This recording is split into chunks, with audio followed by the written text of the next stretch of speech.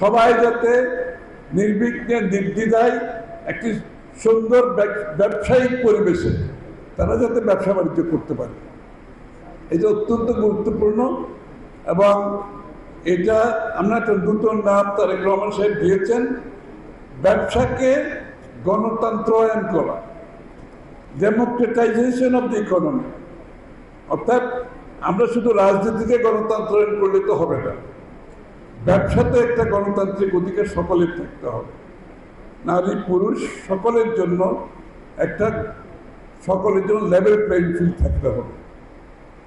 এবং এই জন্য আগামী দিনের বাংলাদেশ কি হবে, অর্থনৈতিকভাবে বাংলাদেশ কোথায় যাবে, আমাদের লক্ষ্যমাত্রা কি হবে, আমরা বাংলাদেশের যে অর্থনীতি ধ্বংস হয়ে গেছে এটাকে আবার পুনরুদ্ধারের জন্য আগামী দিনে যারা সরকারে আসবে তাদের নীতিমালা কি হবে, তাদের ভূমিকা কি হবে, এই ব্যবসার পরিবেশ ফিরিয়ে আনার জন্য, সকলের কাছে ফ্রেন্ডলি, বিজনেস ফ্রেন্ডলি একটা দেশ করার জন্য এবং বিদেশি বিনিয়োগ আনার জন্য যে পরিবেশ দরকার, যে পরিবর্তন দরকার, যে সিদ্ধান্তগুলো নেওয়া দরকার, সেটা আমরা কিভাবে দিতে পারি।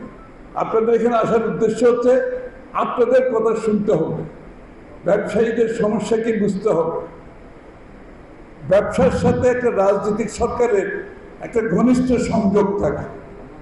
আমি যখন মন্ত্রী ছিলাম মূলত আমার দুয়ার সকল ব্যবসায়ীর জন্য খোলা ছিল। আপনারা যারা অনেকে ডিল করেছেন আপনারা জানেন যে মন্ত্রণালয় হচ্ছে দেশকে সেবা করার জন্য, মন্ত্রণালয় দেশের মানুষকে নির্দেশ দেওয়ার জন্য নয়, ফ্যাসিলিটেট করা, দেশের পরিবেশ ব্যবসায়ীদের অবস্থান জেনে শুনে বুঝে নীতিমালা করার সিদ্ধান্ত দেওয়া, যাতে করে সকলের জন্য ব্যবসার পরিবেশ একটা সুস্থ পরিবেশ থাকে। এই জন্য আমরা সিদ্ধান্ত নিয়েছি আগামী দিনে বড় ধরনের নীতিমালায় পরিবর্তন আনতে হবে।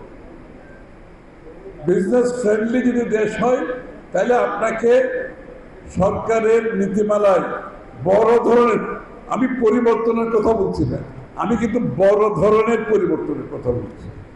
বাংলাদেশের ট্রান্সফরমেশনাল চেঞ্জ আনতে হবে, বাংলাদেশের সিরিয়াস ডিরেগুলেশন করতে হবে। বাংলাদেশ কিন্তু একটা ওভার রেগুলেটেড কান্ট্রি, এত রেগুলেশন কেউ কাজ করতে পারছে না এখানে। প্রতিটি জায়গায় বাধা, ব্যুরোক্রেটিক বাধা, নাইলে ব্যাংকের টাকা নাই, নাইলে আপনার সরকারি নীতিমালার বাধা, অথবা ব্যবসার পরিবেশের বাধা।